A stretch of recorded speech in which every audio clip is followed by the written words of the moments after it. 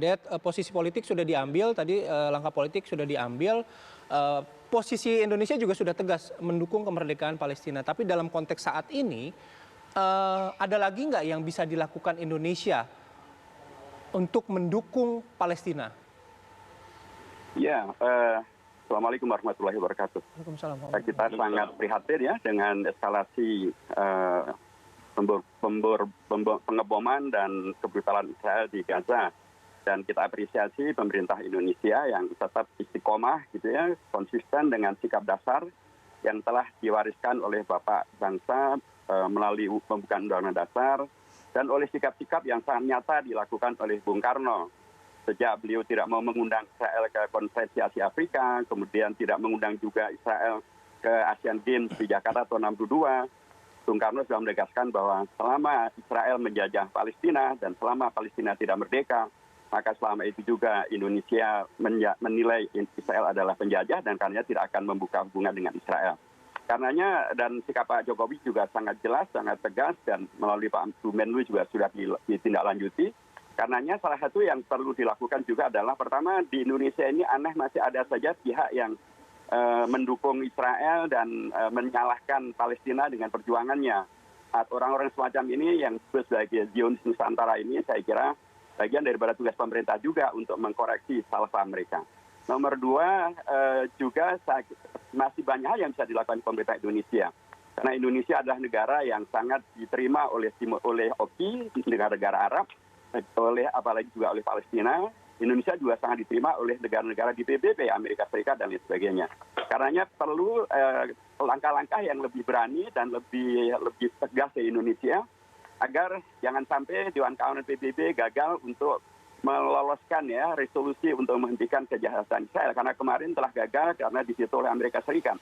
Saya kira sangat baik kalau Pak Presiden berkomunikasi langsung dengan Joe Biden untuk mengingatkan kembali bahwa apa yang dilakukan oleh Amerika Serikat inilah yang membuat Israel terus-menerus semakin merasa besar kepala, tidak ada yang bisa mengkoreksi dan kemudian terus melanjutkan teror dan agresinya terhadap Palestina.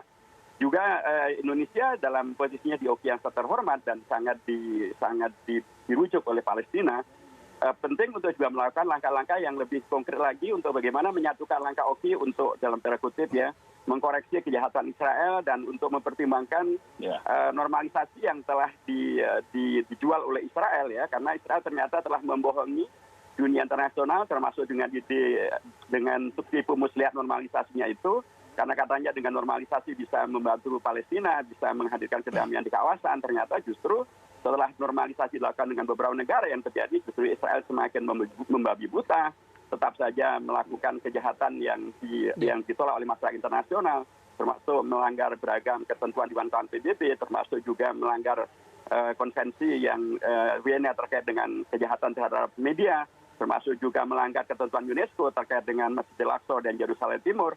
Semuanya itu dilakukan Israel semakin terus-menerus karena dia merasa selalu didukung oleh Amerika Serikat dengan vetonya dan lain sebagainya.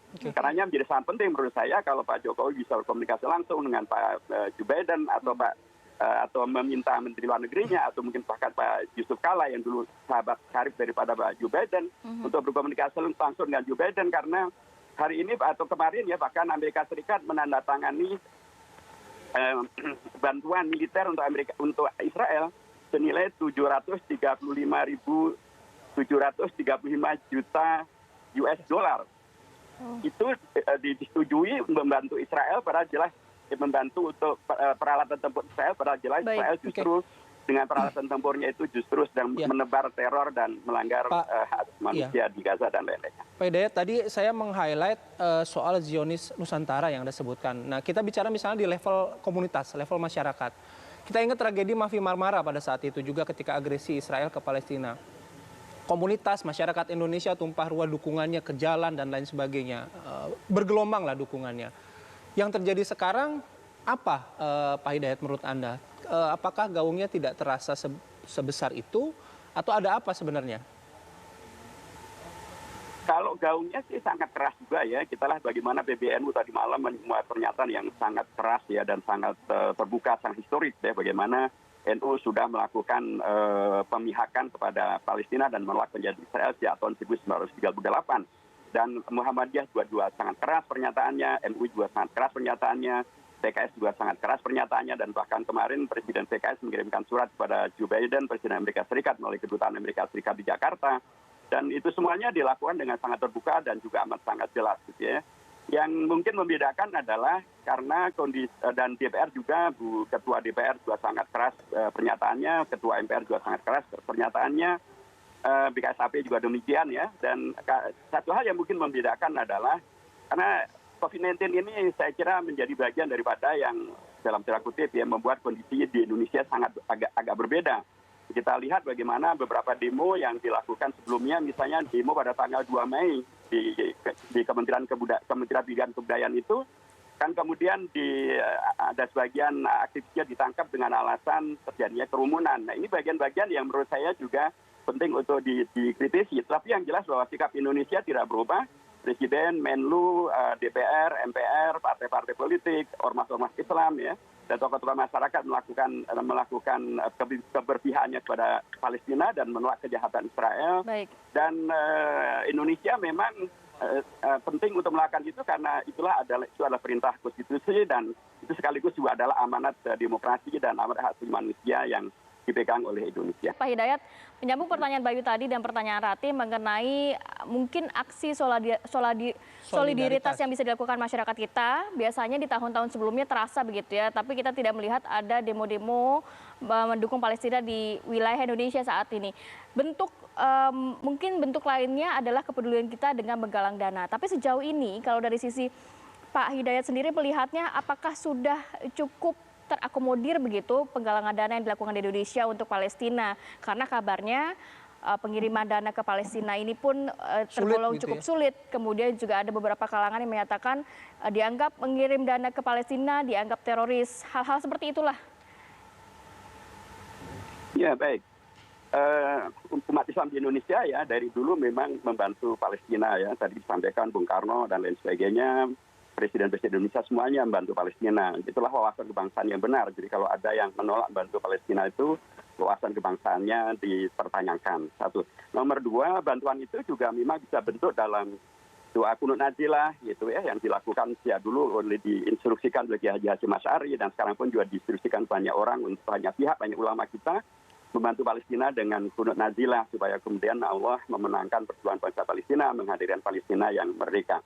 Adapun tentang bantuan yang berbentuk dana, ini sesuatu yang sesungguhnya dilakukan bahkan dalam bentuk yang sangat masif oleh komunitas pendukung Israel Yahudi. Misalnya Roman Abramovich yang punya Chelsea itu membantu tidak kurang dengan 100 juta US setara dengan 1,5 triliun.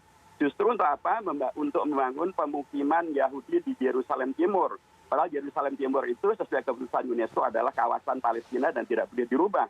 Tapi Abramovich sudah membantu dengan 1,5 triliun rupiah atau 100 juta US untuk pemukiman Israel di sana, dan itu melanggar konvensi internasional. Amerika Serikat sendiri memang juga memberikan bantuan ya kepada militer Israel selama 10 tahun dari tahun 2008 sampai 2018 senilai 38 miliar US dollar. Setiap tahunnya 3,8 US dollar sekitar itu. Dan itu kemudian tidak ada yang menyebut Israel, tidak ada yang menyebut Amerika Serikat membantu teroris Israel misalnya. Tidak ada yang menyebut Abramovich membantu terorisme di Israel misalnya. Bangsa Indonesia, umat Islam di Indonesia misalnya membantu dengan membuat ada sekolah Al-Quran di Gaza, ada rumah sakit Indonesia di Gaza. Itulah bantuan-bantuan sosial dan bantuan kemanusiaan yang sangat diinginkan oleh warga Palestina dan tidak terkait dengan terorisme. Dan bahkan kemudian yang terjadi, Amerika juga sebenarnya membantu secara sosial kepada Palestina senilai 235 juta US gitu ya. Tetapi itu juga ditolak oleh Israel. Jadi kalau ada pihak yang menolak bantuan kemanusiaan kepada Gaza, kepada Palestina, itu sama juga dengan Israel yang menolak bantuan Amerika Serikat kepada Gaza, kepada Palestina untuk kepentingan kemanusiaan. Jadi kalau ingin membantu secara kemanusiaan, bantu saja, karena itu tidak terkait dengan terorisme, tapi terkait dengan bagaimana kita sama umat manusia saling membantu, dan apalagi umat manusia yang dizalimi dengan begitu dahsyat luar biasa, dilakukan penjajahan, harus diingat bahwa salah satu bankir Palestina waktu itu beliau mengeluarkan seluruh dananya dari bank yang dimilikinya untuk membantu perjuangan kemerdekaan Indonesia. Jadi itu dulu sudah dilakukan orang Palestina atau Indonesia. Saatnya lah, seperti kata Pak Jokowi, Indonesia punya hutang budi kepada Palestina. Satu-satunya negara yang belum merdeka setelah diundang ke Konferensi Asia Afrika di Bandung tahun 1955 hanya Palestina. Nah, mereka selalu minta bantuan Indonesia terkait dengan masalah kemanusiaan, terkait dengan masalah keamanan, dan sewajarnya bila Indonesia, apakah pemerintahannya maupun juga ormas-ormasnya, individunya memberikan bantuan untuk kemudian menghadirkan kemerdekaan bagi Palestina dan menjauhkan mereka dari terornya Israel. Iya, ini selamat. Memang untuk menelpon Joe Biden karena Amerika Serikat pastilah sangat didengar oleh Israel dan itu akan menjadi solusi yang mendasar. Pak Mukhtar Ngabalin mudah-mudahan bisa meyakinkan Pak Jokowi untuk menelpon Pak Joe Biden. Baik, oke. Sekali lagi terima kasih Bang Ali. Pak Hidayat Nur Nawahid juga terima kasih sudah bergabung bersama kami pagi hari ini. Selamat beraktivitas, semoga sehat selalu. Assalamualaikum warahmatullahi wabarakatuh.